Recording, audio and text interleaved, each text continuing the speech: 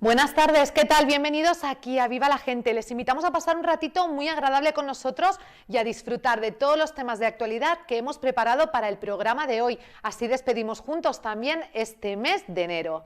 Así que en primer lugar hablamos con Pablo Fernández Seyler, autor de la obra La saga Seyler en España. También descubrimos consejos y recomendaciones de nuestro colaborador Eden Díez en nuestra sección Aprobado a la Primera. Y para finalizar, Cristina Ruiz, terapeuta ocupacional de Fundación Salud Infantil, nos cuenta todo lo que debemos saber sobre alimentación infantil. Así que quédense este ratito con nosotros porque comenzamos.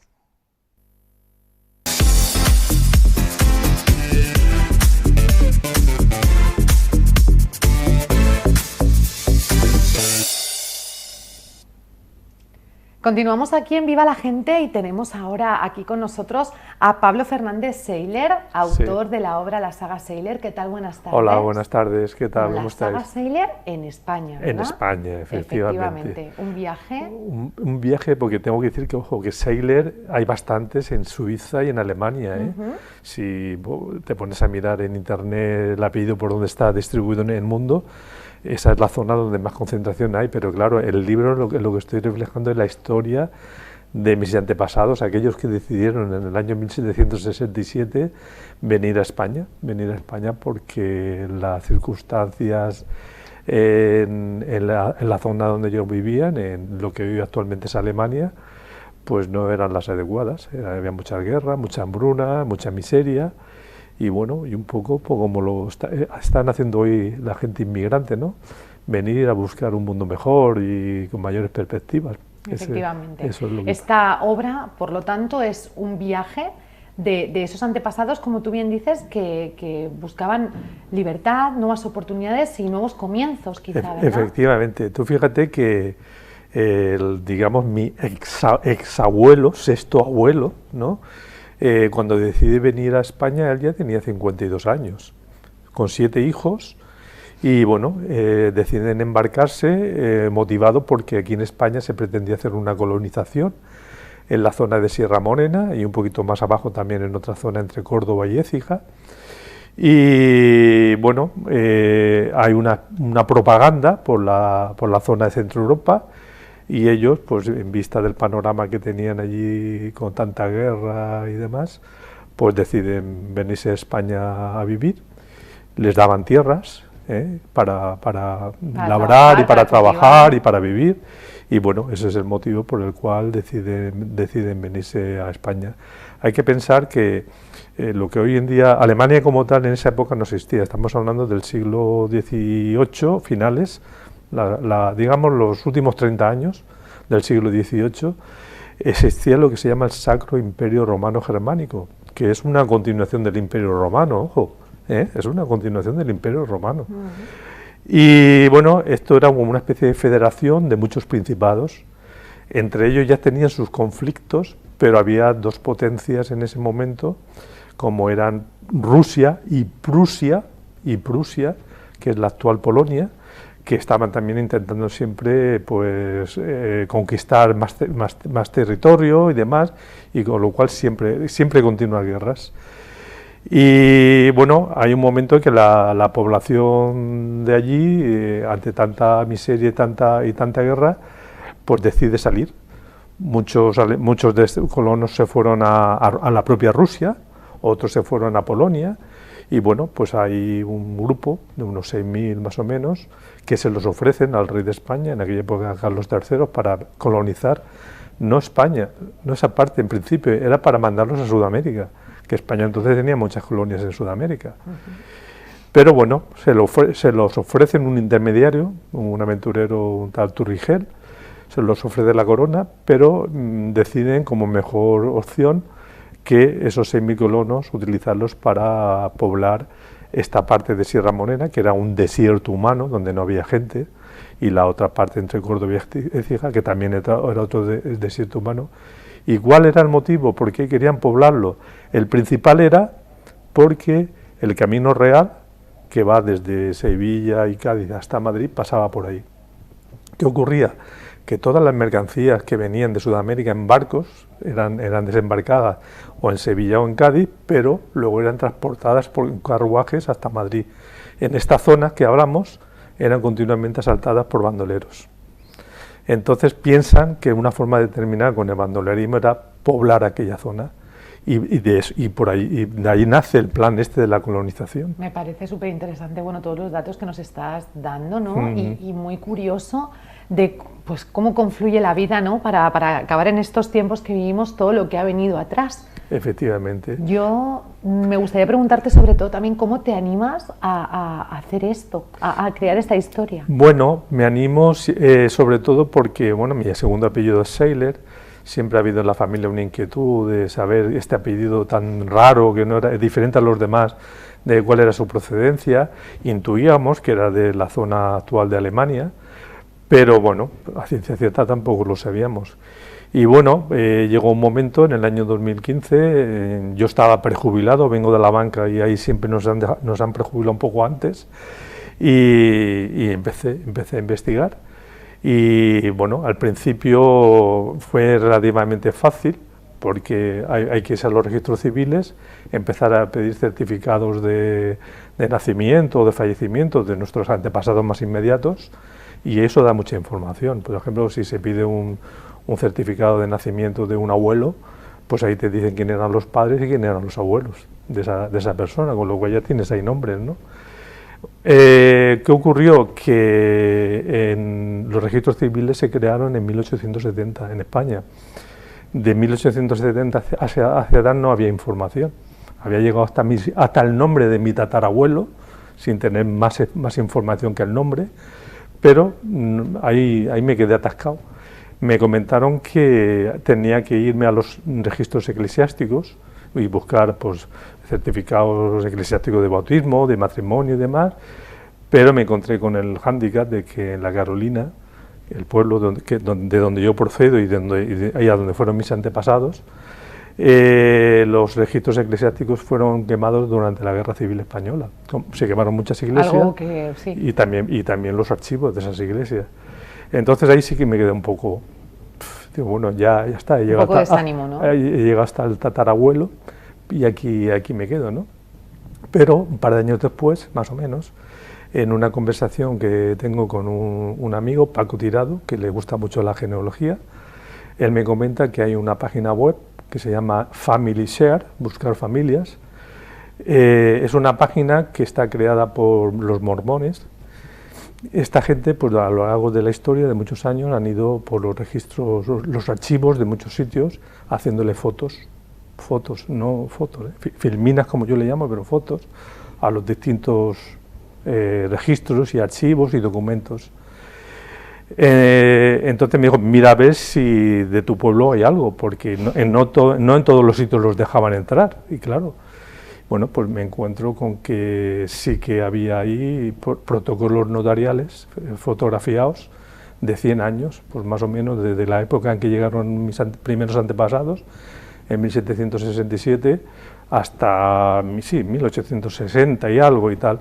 Protocolos notariales son los actos en los que se ha ido a un notario a firmar pues, escrituras de compraventa, testamentos y demás. Y bueno, ahí habían para ver entre 80.000 y 100.000 filminas. Fíjate. Y esto no es Google, esto no es Google que pones un nombre y te sale, no. Había que irse, tuve que mirar una a una todas las 80 y tantas mil filminas.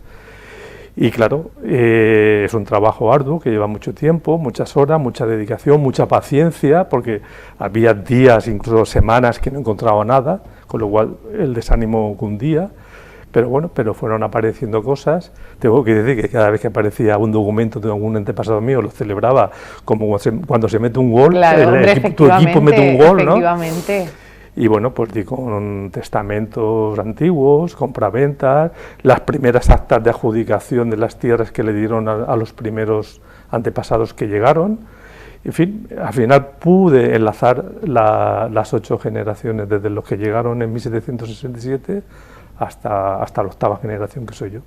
Un trabajo arduo e incansable, que yo creo que, bueno, que en esta obra al final lleva una narrativa, yo creo, en la que has querido, ¿no?, enlazar toda esa historia con parte de la realidad que ellos también pudieron... Claro, es que, bueno, hice un árbol genealógico, pero no me conformé con que un cuadrito con los nombres y demás.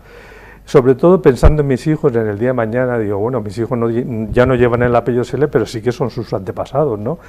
Que tengan aquí una historia de... Menudo regalo, para sus hijos.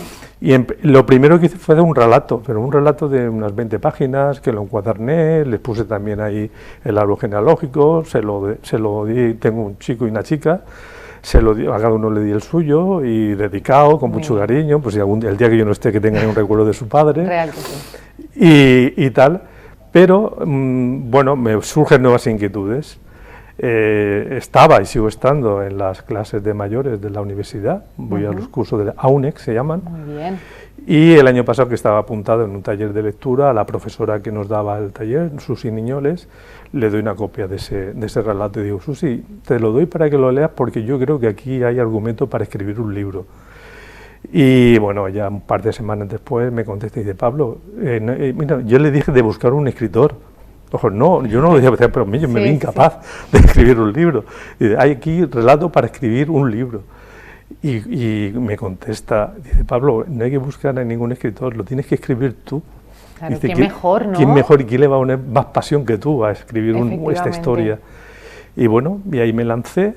Busqué nuevas investigaciones porque había que buscar nuevas biografías que me sirvieran de ayuda, porque claro, yo lo que relato en este libro, sobre todo en la primera parte, es los diferentes hitos históricos, guerra de la independencia, guerras carlistas, diferentes reinados, entre ellos el propio Carlos III, Isabel II más tarde, Alfonso XII, Alfonso XIII, la Guerra Civil Española, pero claro, quería ver cómo les había afectado a ellos. A mis antepasados, a cada una de las generaciones y en su entorno donde ellos vivían, que eran en la Carolina, en Jaén. Y bueno, pues al final he relatado todos estos hitos históricos acercándolos a la vida de ellos, ¿no? Para que entendamos cómo estas personas, si ya era duro trabajar en el campo y tener pues ese tipo de vida, donde en una casa no había ni agua, si querían agua tenían que ir a una fuente a lo mejor a unos kilómetros para poder tener agua en la casa, donde no había luz. Entonces, por ejemplo, en el siglo XIX no había luz en las casas, tenían que tener una chimenea con lumbre, como ellos le llamaban. Si ya era duro ese tipo de vida, imagínate todavía más con todos estos acontecimientos, guerras y demás. Pues esto es para que nos hagamos una idea, ya no solamente de mis antepasados, sino de cómo se vivía, cómo se vivió en el siglo... De los antepasados de todos, yo creo. Efectivamente, yo creo que el lector, el que lea este libro, va a pensar también en su familia, ¿no? Diré, bueno, aquí me están hablando de una familia, de Pablo, pero esto en realidad le ha pasado a muchas familias en España, ¿no? Y se ajusta a la realidad de muchos. A mí me gustaría preguntarte un poquito a modo anécdota, ¿no? Con ese trabajo, con esa investigación, con esa labor, ¿qué dato quizás alguno de esos que te llegara y te sorprendiera enormemente, algo que te llamara la atención? A mí me llamó mucho la atención precisamente el testamento de mi exabuela. Mi exabuela fue la mujer de los primeros que llegaron, de Pedro Seiler.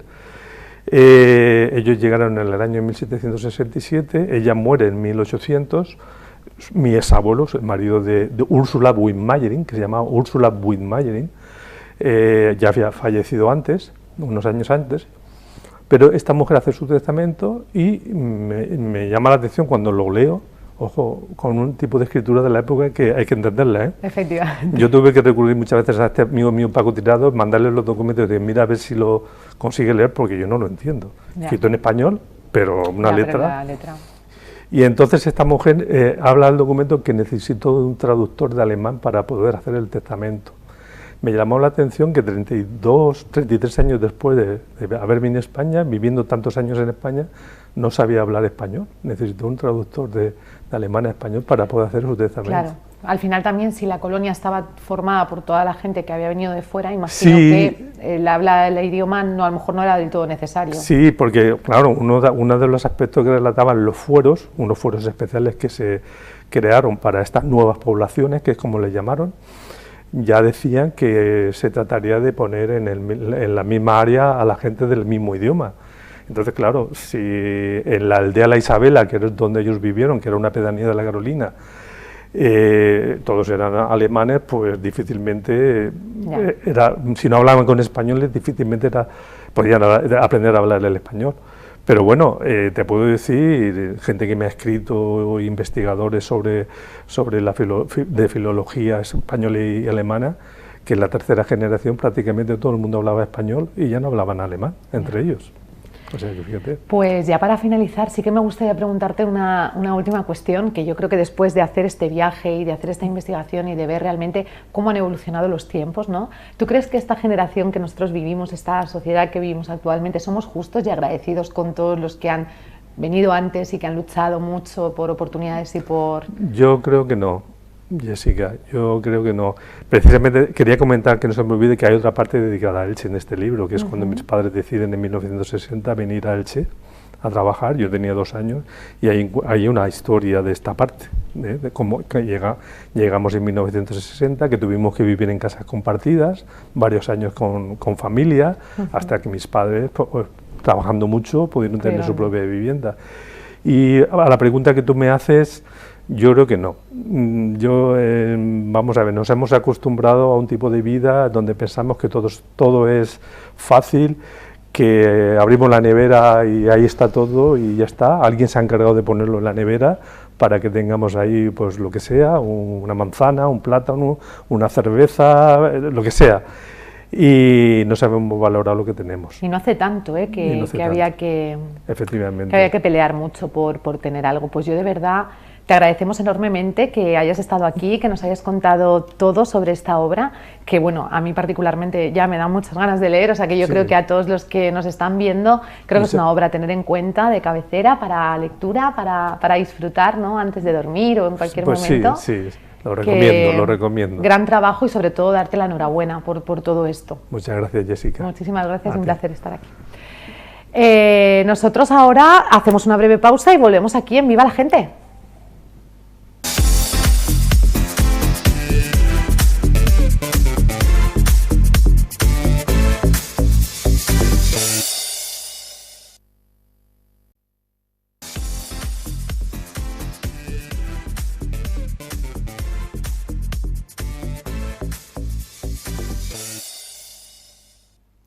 Continuamos aquí en Viva la Gente y ahora vamos con la sección de Aprobada a la Primera. Nuestro colaborador Eden Díez nos deja un vídeo con recomendaciones para una adecuada conducción. Vamos a verlo. Muy buena gente, ¿queréis saber cómo subir un puerto de montaña? Pues hoy vamos a ver cómo hacerlo y hoy tenemos aquí a mi alumno Kevin, que le vamos a enseñar cómo hacerlo. Bienvenidos a Aprobada a la Primera, comenzamos.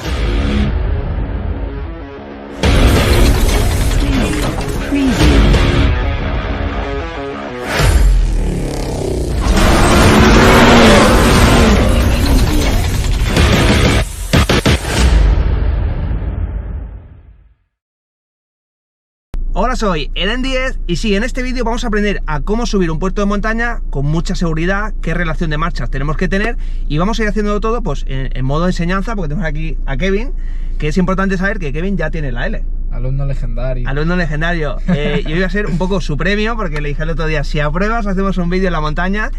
Y hoy es importante, un día en el que vamos a coger mucha experiencia y os va a valer también para vosotros, por supuesto. Así que nada, vamos a ponerlos en marcha, Kevin. Así que vengamos a incorporarnos, chaval. Y ahora, hoy ya eres el conductor, ¿eh? Así que... Bien, pues ya estamos aquí en el principio de este puerto de montaña y empezamos ya con curvas fuertes. Aquí es importante, Kevin, que apuremos mucho las marchas. Fíjate que esa segunda como se ha quedado un poquito floja, ¿verdad? La marcha arriba. Eso es. Y aquí importante, vamos a mantener por ahora la segunda un poquito en esta curva. Eso es. Se ve poquito, ¿verdad? Por el sol. Si no te pones el parasol y ya está. Eso, y ahora apretaré con fuerza. Vamos a apurar un poquito la marcha. Eso es. Aquí hay que darle cerca de 3, al ser un coche diésel, cerca de 3000 vueltas por lo menos. Que notemos que el coche tiene potencia, ¿vale? Eso es importantísimo. Y aquí es importantísimo tirar de marchas cortas. Eso es clave. Ahí suelta un poquito, abrimos un poquito a la izquierda, ¿vale? Eso es. Y ahora ya vamos acelerando, ¿vale? Apretar un poquito, eso es.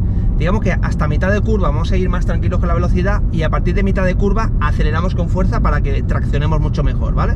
Estamos en una zona de montaña, fíjate, con mucha moto, una zona de mucha motocicleta.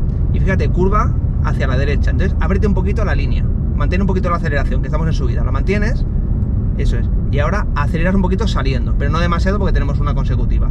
Soltamos y vamos poco a poco, mirando a lo lejos, ¿vale? La clave es también llevar la mirada lejana, ¿vale? Súper importante. Si la mirada se nos bloquea en la curva, es fácil que nos vayamos ahí.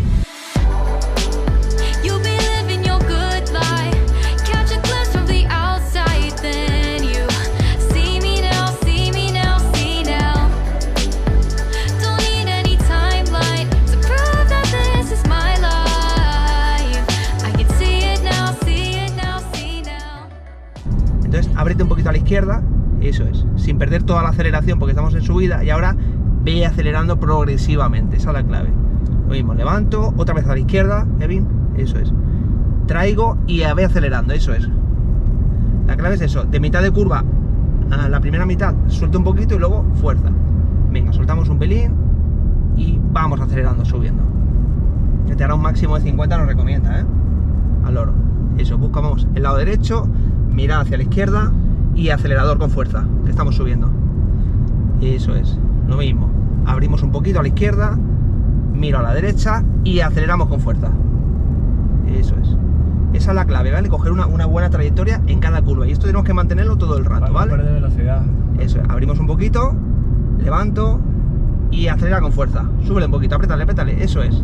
Y ves, y no soltamos la tercera, Aquí cuarta, ni de casualidad, porque el coche, aunque te marque un 80 ahí, pero fíjate, 60 y 40. No nos interesa subirnos tan arriba. Y vamos a mantener la tercera, muy bien. Y fíjate, tres paneles. Curva peligrosa, muy peligrosa. Abrimos un poquito a la derecha. Eso es. Levanta un poquito el pie, encara y acelera, con fuerza. Eso es. Eso, levanto un poquito, abro y acelero con fuerza otra vez. Hay que mantener el ritual, ¿vale? En todo momento. Lo mismo, suelto, abro un poquito a la izquierda, curva muy peligrosa, nos lo marca ahí. Traigo y voy acelerando progresivamente. Esta era más complicada, ¿te das cuenta? Y aquí dale alegría un poquito. Eso, espero que no nos venga la tentación de meter cuarta, mantenemos la tercerita, ¿vale? Aunque el coche suene, no pasa nada. Soltamos aquí, abrimos a la derecha un poquito, coge amplitud. Eso es. Y cuando lleguemos ahí al centro de la curva, aceleramos con fuerza para subir. Muy bien. Mira hacia la derecha, ¿vale? Dirige la mirada y aceleramos. Ayúdale a subir. Ayúdale. Eso es. Estas son complicadas, Soltamos un poquito, mirada hacia la izquierda, eso, dirige los ojos. Y acelerador ahora, un poquito. Pero bueno, vuelvo a levantar. Qué bonito, qué guay. Sí, está bonito, Y aquí le damos un poquito de alegría, aquí sí, ¿vale? Apriétale con fuerza, aquí sí que puedes apretarle, incluso meter cuarta, aquí sí, es un tramo largo.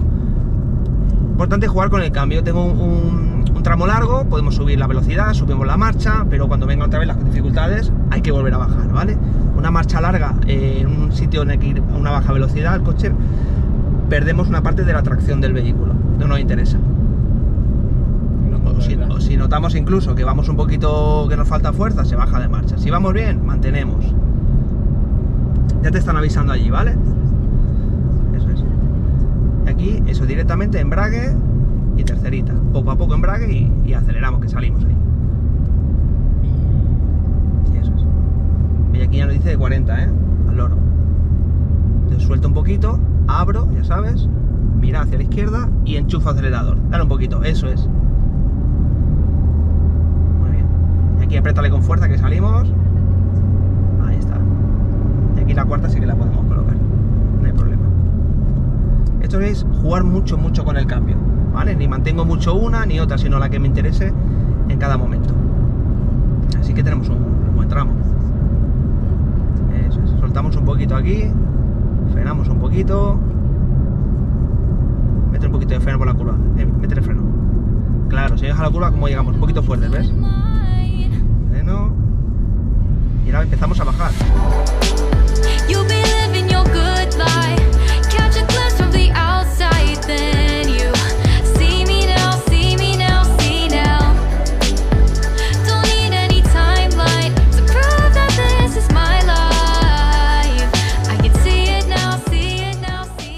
Bueno, gente, ya hemos hecho la subida del puerto de montaña.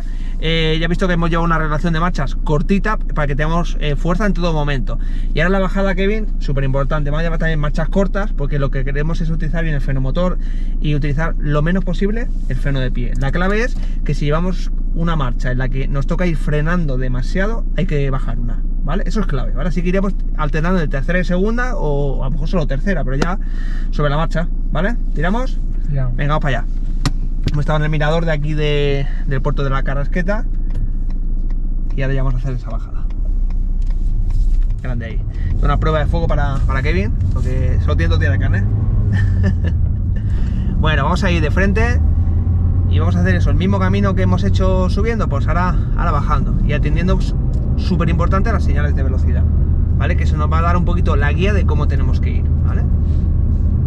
Luego nos dice que podemos ir recomendados a 60, ¿vale? Fíjate el panel de curva, fíjate. Vale, peligroso. Ya lo que nos encontramos, si vamos a ir despacito, pues un poquito de freno, ¿vale? Tú intenta ajustarte a la señal, ¿vale? Aquí es súper importante, porque en poblado puede ser algo más orientativo, pero aquí, mete un poquito de freno, que vas a 50 y pico. Eso es. Y ahora ya, es todo lo contrario, ahora vamos a ir tocando muy poco acelerado, eso sí, nos vamos abriendo un poquito las curvas, eso es súper importante, lo que es la trazada. Fin de ruta ciclista, y en esto vamos cogiendo un poquito de ritmo, pero no demasiado, ¿vale? Porque todo el rato vais viendo una curva peligrosa detrás de otra. Y el ritual es, oye, me abro un poquito la curva, vente un poquito a la derecha, eso es. Es coger un hábito, aunque tú digas, bueno, es más importante hacer una curva cerrada, es más importante. Pero si tú tienes un hábito y lo haces siempre, al final deja de costar. Ese es el tema. Bueno, y vamos a ir fijándonos, porque también, ¿qué puede pasar? Nos encontremos ciclistas, en nuestro sentido, motoristas que nos adelanten. O sea, nunca vamos a dar por hecho a la hora de adelantar. Y ahora fíjate la señal. Tenemos la triple, ¿vale? Un poquito, métele freno, Kevin. Claro, métele 40, métele un poquito más de freno. Y abrimos un poquito, mete a la derecha. Eso es. Abrimos y ahora seguimos con el freno pisado. Mete freno, Kevin, mete freno. Si te pone 40, súper clave que vayas a 40, porque en carretera no engañan las señales, ¿eh? Si te pone 40 es que es curva de 40. Súper importante. Levanta el pie un poquito y el freno pisadito, que si no el coche se nos puede ir escapando. Eso es. Ahí te dejas caer un poquito de más y se nos va el coche. La mirada hacia la derecha, buscando lejos, súper importante. Qué cambio, ¿no? De estar subiendo a estar bajando, qué diferencia hay, ¿verdad? Sí. En las fuerzas del coche, las inercias. No corran mucho, fíjate la triple señal. Volvemos a coger los frenos, vete el 40 que está escondido. Hay que recortar el olivo, ¿eh? Eso es. Despacito, abrimos un poquito a la derecha, el freno se queda pisadito porque es una curva bajando. Eso es, muy bien ahí, ¿eh? You'll be living your good life. Catch a glimpse from the outside, then you see me now, see me now, see now. Don't need any timeline. ¿Señales de máxima recomendada? Eso es. Es mínima recomendada. Es como. No, de máxima recomendada. Eso, cuida aquí, un poquito de freno. A ver si te lanzas un poco, ¿ves? Como si ya se lanza el coche. Tienes que evitar eso. ¿Para qué? Para así no castigar tanto los frenos. Cuanto menos toques, mejor. Entonces ahora mantén un poquito el ritmo, no metes demasiado. Y ya vemos la curvita del fondo. Ya soltamos el acelerador, vamos tranquilos. Porque subiendo, ¿qué pasa? Que sueltas y se te frena enseguida. Pero ahora ya no es lo mismo. Ahí está. Y aquí abrimos un poquito hacia la izquierda. Y eso, abrimos un poquito, ganamos ángulo, ganamos trazada y ahora traemos, tocando un poquito de acelerador, pero no demasiado. Venga, misma jugada, levantamos, abrimos un poquito a la derecha. Si vemos que se nos va un poquito el coche, pues tocamos un poco los frenos, suave, pero que la trayectoria sea la buena, porque cuando uno entra a la curva por el interior, el coche tiende a abrirse, y eso, ahí viene el peligro. Un poquito de freno, cuidado aquí. Eso es. Muy bien, chaval. Paso a salir de aquí hecho un piloto ya, ¿eh? Está muy bien, está muy bien. Venga, fíjate ahí al fondo, ¿ves? La triple señal, levantamos pies, señal de 40, mete freno, que vas a 50 y tantos. Tú ahí, frena un poquito más, ajustate mucho, ¿eh? En carretera, lo que he dicho, en montaña, no engaña las señales. Hay veces que ya digo, en carretera, que son un poco más orientativas y tal, pero aquí es que si pone 40 es curva de 40, y tomarla 50 y tantos, se te puede ir el coche. Eso me di cuenta cuando empecé a ir en moto, diciendo, hostia, es que es de 40. Y tomarla 10 más, parece que no, pero se nota. Eso es, muy bien ahí. Aquí ya nos avisa, 60, curva peligrosa hacia la izquierda, ¿ves? Uno va cogiendo información. las señales que se va encontrando. Al final eso es fundamental para tú ir con seguridad y sobre todo para poder anticiparte. Ya empieza la curvita. Ahí está. ¿Ves? Subiendo no hemos tocado ni una vez los frenos, ¿te das cuenta? Ni una. Y bajando no se para, no se para. Y como no se para, es tan importante el tema de la anticipación para tocarlo lo justito y necesario. A veces pasa que cuando uno toca demasiado los frenos, se calientan demasiado y pueden perder la eficacia, ¿sabes? Eso, abrimos un poquito a la derecha, mira hacia la izquierda. Y aquí es donde hemos empezado, ¿vale? Ya vamos a buscar un sitio para parar. Bueno, gente, espero que os haya gustado este vídeo. Ya hemos encontrado un sitio para parar y espero que hayáis aprendido mucho, pues cómo subir un puerto de montaña, cómo bajarlo, la relación de marchas y sobre todo las trayectorias también en las curvas. Que Kevin haya aprendido mucho y darte la enhorabuena, tío, que solo tenemos 2 días de permiso de conducir. Hoy es tu primer día conduciendo, ¿no? Después de tener ya la L, y darte la enhorabuena, crack. Y de verdad, un placer haberte dado clase y grabar este vídeo contigo. Así que nada, hay que dejar ese like, ese comentario y nos vemos en el siguiente vídeo, gente. Chao, chao. Chao.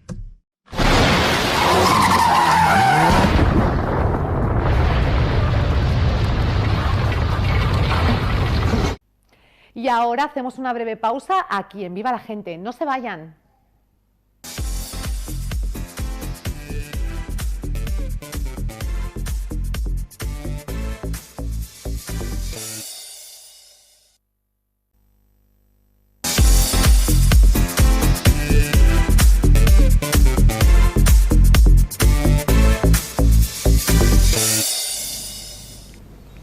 Continuamos aquí en Viva la Gente y ahora tenemos con nosotros a Cristina Ruiz, terapeuta ocupacional de Fundación Salud Infantil. Buenas tardes. Hola, buenas tardes, Jessica. Bueno, encantada de tenerte aquí para poder hablar en este caso de alimentación infantil. Yo creo que un tema que seguramente mucha gente que nos ve, o papás o familias, que a veces nos agobiamos un poquito con el tema de la alimentación, y tú estás aquí para darnos tips e información para que seamos todos un poquito más libres, que estemos un poquito más tranquilos, Sí, ¿verdad? al final la alimentación es un tema, como bien has dicho, que suele preocupar a las familias y que a veces se desconoce un poquito por dónde se puede ir o qué engloba el momento de alimentación, ¿no? Porque al final la alimentación es una actividad básica de la vida diaria y necesaria para la supervivencia, para el crecimiento y para el desarrollo. Además también implica la parte emocional, pues ese compartir, esa interacción con las personas con las que estamos, las familias o el contexto social. También la parte cultural está involucrada, porque no es lo mismo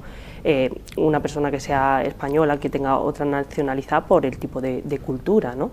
Que al final es distinta, aunque ya cada vez se va generalizando más, pero eso hay que tenerlo en cuenta. Y también la parte sensorial, que a veces pues un alimento tiene la misma textura que otro alimento, y eso también a veces ahí puede afectar.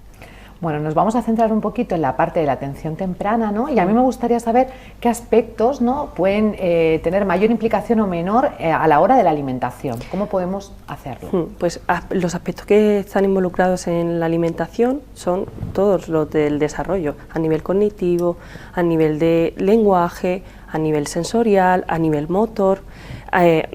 ¿Por qué? Pues porque al final, a nivel cognitivo, pues a nivel de aprendizaje, la alimentación es una habilidad que se aprende. Entonces también a nivel atencional, la comprensión también ahí de los conceptos de si reconozco los alimentos, no, si sé cómo se llama eso, ese alimento, todo eso influye. Luego también a nivel motor, pues para la alimentación es necesaria unas habilidades a nivel motor, a nivel de la musculatura oral y también del control del cuerpo, esa motricidad más gruesa que llamamos, y la motricidad fina también, pues para a la hora de coger, de llevar el alimento a la boca, o a la hora de mantener una postura adecuada y estable para poder llevarme el alimento y masticarlo.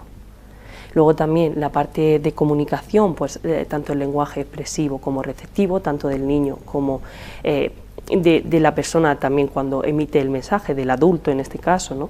Porque si hay unas habilidades a nivel de lenguaje buenas en las que puede haber esa interacción, o a lo mejor estamos dando un mensaje pero no se llega a comprender, también esas habilidades a nivel motor oral, ¿no? También cómo están, o esas praxis. Y no sé si tú me puedes identificar algunos momentos o algunos elementos que veamos que pueden ser símbolo o que reflejen alguna dificultad en esa alimentación. Sí, hay muchos, voy a enumerar algunos, como por ejemplo puede ser la tos, cuando estamos comiendo durante la alimentación, si es recurrente, ¿vale? Si a lo mejor es un día puntual que hay tos, o es normal, a veces estamos malitos o se nos ha ido algo por el otro lado, pero muchas veces la tos es un indicativo de que un alimento se ha ido por el otro lado. Si es algo que se da con mucha frecuencia, nos está indicando que puede haber ahí problemas a la hora de coordinar esos movimientos o de deglutir el alimento, o que algo está pasando ahí que no está funcionando bien.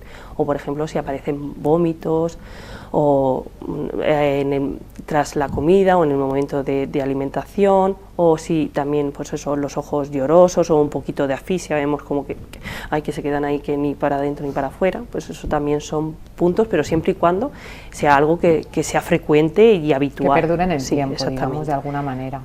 Luego también pues está en la persistencia a lo mejor de determinados tipos de presentación del alimento, es decir, que el alimento siempre se presente en el mismo formato o esos alimentos tengan que estar presentes en la alimentación, o por ejemplo tipo puré, pues que el puré a partir de cierta edad que ya puede estar presente, pero de forma puntual, pero no como... Los purés siempre son maravillosos. Claro, pero sí que al final sí se mantiene, pero se introducen sólidos y demás, y en la dieta es variada, bien, pero cuando se ciñe solamente a ese tipo de textura, por ejemplo, de puré, pues ahí sería algo a mirar qué está pasando, porque no acepta otro tipo de alimentos, si puede ser por la parte motora, a esas habilidades a nivel motor, o esa parte más a nivel de sensorial, de esa sensación de los alimentos en la boca, o que me cuesta gestionar otro tipo de alimentos.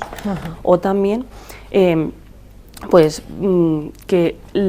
a veces también la organización que hay familiar, ¿no? De el momento, cuándo es el momento de alimentación, si es muy desorganizado o vamos con muchas prisas, al final a veces necesitamos que haya un tiempo también para el momento de alimentación, y a veces esa falta de tiempo pues también puede hacer que tiremos de cosas que sean más rápidas, pero a lo mejor no estamos favoreciendo ese desarrollo natural de la introducción de alimentos. Otra también hacia destacar es el tiempo que puede estar comiendo un alimento. Es decir, hay veces que para alimentación dices, ¿qué me paso una hora? Claro, hay veces que dices, bueno, vas hablando, tal, interactuando, compartiendo, relajado, sí, pero cuando es como una lucha y se dilata mucho o tarda mucho con el alimento, le da muchas vueltas en la boca, lo tiene ahí, lo paso de aquí, lo paso allá, lo paso o lo tengo aquí y no me lo trago, ¿no? Todo eso es indicativo de, oye, pues a lo mejor sí, siempre y cuando sea frecuente, como hemos dicho antes. Y yo, bueno, ya que te tengo aquí, que me gustaría, pues como persona experta en la materia, que nos dieras algunas recomendaciones un poco para cómo serían los mejores hábitos o rutinas a la hora de instaurar una buena alimentación, sobre todo, pues eso, en la primera infancia, cuando ya empiezan a comer un poquito de todo, pero que sabes que a veces pues pueden ser reticentes, como tú dices, pueden estar hora y media para comer según qué alimentos, entonces, ¿cómo lo harías? Imagino que principal mucha paciencia, pero... Sí. Si tienes algunas recomendaciones, seguro que nos van bien. Yo algo así general, porque a veces cuando se dilatan las cosas en el tiempo y demás, sí que habría que hacer y ver. Algo más problema. Exactamente, o si el momento es muy estresante y es una lucha continua, y es enfados, es rabieta, entonces eso sería algo para mirar y valorar específicamente y ver por qué se puede deber esa situación. Pero así, aspectos generales, porque al final es muy complejo y tendría que ser particularizado, pues podemos tener en cuenta la organización, cómo es el momento de alimentación, dónde es el momento de alimentación, con quién está en ese momento el niño, o la niña, perdón, cómo está estructurada esa rutina. Es bueno tener una organización, es decir, pues por la mañana toca el desayuno, tal, y controlar también los picoteos entre horas, porque a veces, es que no come, pero vale, ¿cómo es esa rutina? Claro. Ha comido a esta hora, pero entre medias ha picoteado algo, porque ahí la sensación de saciedad también está presente. Entonces, si son aspectos ahí, por ejemplo, que podemos tener en cuenta. O si tengo asociado el momento de comer, pues que está la tele puesta, cómo es el ambiente, la parte sensorial también de ese ambiente, cómo está estructurado, si estoy aquí, estoy allí, estoy preparando una cosa, estoy dando, ¿no? Entonces, sí que es bueno que haya una rutina establecida, y y una estructura clara. Eso ayuda mucho. Yo creo que eso es prioritario y seguro que muchos papás y familias que nos están viendo esta información le va a venir súper bien. Así que quiero que nos cuentes un poco eso, cuáles son los aspectos claves también que no debemos olvidar a la hora de detectar o ver diferentes dificultades a la hora de la alimentación. Sí, pues principalmente, como he comentado antes, esos aspectos principales o importantes que tenemos que tener en cuenta son si mastico o no mastico, si tardo mucho tiempo en tener el alimento en la boca, si aparece esa tos, si aparece vómito, si malestar, todas esas cosas que al final a veces pasan desapercibidas. Ay, hoy no me doy cuenta, sí, pero están ahí y son muy significativas. O la restricción de alimentos, que solamente me ciño a una variedad de alimentos, por ejemplo, que sean todo el tema de más pastas o carnes, pero no tomo pescado, ni verduras, ni legumbres, o más alimentos procesados. Entonces ahí también está siendo indicativo, porque al final es un compendio de cosas, ¿no? El típico imagen del plato que vemos, que está dividido en partes y según la edad que hay, ¿no? Pues corresponden unas proporciones u otras, pero una alimentación y una dieta variada. Efectivamente. ¿Y qué hacemos, por ejemplo, si nos vemos con ese tipo de dificultad, que a lo mejor pues vemos que hay algo repetitivo en el tiempo con los peques, que ves que la alimentación pues no es lo más, que hay algo concreto que no nos va, que vemos algo que nos preocupa? Sí. ¿Qué hacemos o a quién acudimos? Pues yo recomendaría en primer lugar acudir al pediatra en el que lleva el caso del niño, también tener en cuenta si hay algún diagnóstico o situación preexistente que pueda ser indicativo de que haya esas dificultades, entonces de ahí sería, o acudir a un gabinete, a un centro especializado que sepa abordar las dificultades o valorar a nivel de alimentación, normalmente que tengan la figura del logopeda y el terapeuta ocupacional. ¿Vale? Entonces, en este caso podemos contactar con Fundación Salud Infantil, ¿verdad? Sí, en este caso podríamos contactar. Ahí os tenemos para hacer cualquier consulta y cualquier duda que nos pueda surgir. Sí. Pues de verdad, muchísimas. No sé si quieres añadir alguna cosita más. Sí, una cosita, claro. Puntualizar que al final la alimentación es una actividad aprendida, ¿vale? Que vamos aprendiendo, igual está dentro del desarrollo y por eso va habiendo esa evolución, y que como en cualquier otra de nuestras habilidades, o a nivel cognitivo, a nivel motor, necesitamos esa experiencia y esas actividades y juegos. En la alimentación ocurre lo mismo. Es importante que tengamos la oportunidad de experimentar, de jugar y de compartir, y que el niño o la niña se sienta empoderada y que forma parte activa en ese momento de alimentación, que no sea un sujeto pasivo de me siento y me dan la cuchara, sino yo preparo, ayudo, estoy, yo coloco las cosas o voy y vengo, porque al final ellos se sienten importantes y les facilita el que quieran participar en esa actividad. Que sean parte, yo creo que participativa y protagonista también de eso, ¿verdad? Porque yo creo que para ellos es fundamental. Pues de verdad, muchísimas gracias por haber estado aquí y por habernos ofrecido pues tanto conocimiento, que seguro que nos viene muy bien para el día a día. Muchísimas gracias. Nosotros despedimos aquí este Viva la Gente de hoy. Esperamos que lo hayan disfrutado. Recuerden que tenemos nuestra programación habitual, 8:30 informativos con nuestro compañero Mario Abril, 9:30 Mucho Elche con nuestro compañero Noé Gomis, y al finalizar a las 10:20 la película de hoy. Así que esperamos que la disfruten mucho. Nos vemos mañana.